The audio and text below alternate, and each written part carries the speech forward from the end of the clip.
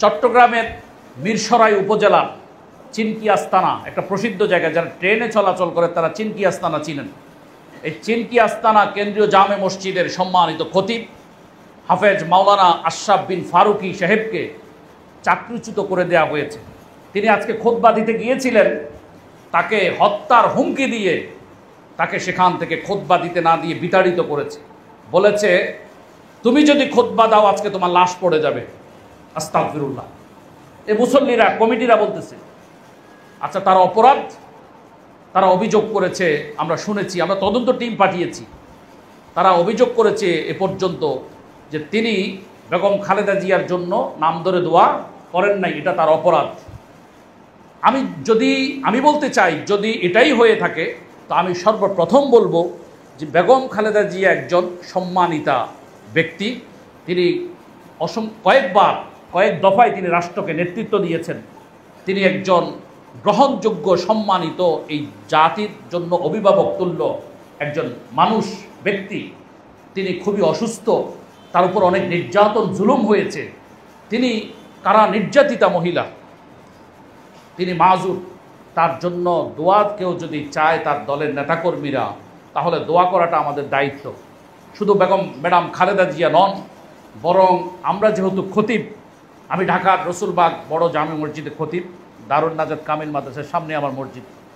আজকে আমি বলেছি এই সম্পর্কে একটি আলোচনায়, যেই কোনো মুসল্লি আমাদের কাছে এসে যদি দোয়া চায়, তো আমাদের দায়িত্ব হচ্ছে কি করা? মুসল্লিদেরকে নিয়ে দোয়া করা। হাদিস শরীফে এসেছে, লাইসা শাইউন আকরামা আলাল্লাহি মিনাদ দুআ। দোয়ার চাইতে আর সম্মানিত কোনো আমল নাই। দোয়া করলে আল্লাহ সুবহানাহু ওয়া তাআলা খুশি হন। দোয়ার কারণে আল্লাহ তাআলা মানুষের তাকদীর পর্যন্ত পরিবর্তন করে দেন। তো ম্যাডাম খালেদা জিয়ার জন্য যদি দোয়া চাওয়া হয় ওই খতিব সাহেবের কাছে, তাহলে তার উচিত ছিল দোয়াটা করা। আচ্ছা, দোয়া যদি তিনি কোনো কারণবশত না করেন, তাহলে তিনি যেহেতু একজন খতিব, সম্মানিত মানুষ, তাহলে আমরা কি তাকে মারব? আমরা কি তাকে আক্রমণ করব, গালমন্দ করব, তাকে বিতাড়িত করে দেব? তিনি সম্মানিত মানুষ, খুতবা দিতে গেছেন, তাকে সেখান থেকে তাড়িয়ে দিব? বলবো যে তুই যদি আজকে খুতবা দিস তোরা হত্যা করবো, এরকম বলবো? এটা কোনো মুসলমানের কাজ হতে পারে না। যারা এটা করেছেন, আমি জাতীয় খতিব ফাউন্ডেশনের চেয়ারম্যান হিসেবে আপনাদের কাছে বিনীত আরজ করছি, চিনকি আস্তানা কেন্দ্রীয় জামে মসজিদের যারা কমিটি আছেন, মুসল্লি আছেন, সবাই আমার এই মজলুম খতিবকে আপনারা কামব্যাক করান, আপনারা ফিরিয়ে আনুন। তিনি যদি কোনো আপনাদের স্বার্থ বিরোধী কাজ করে, সেটার জন্য আমরা আছি, উপজেলা প্রশাসন আছে, ওলামা হজরতগণ আছেন, সেটা আমরা দেখব।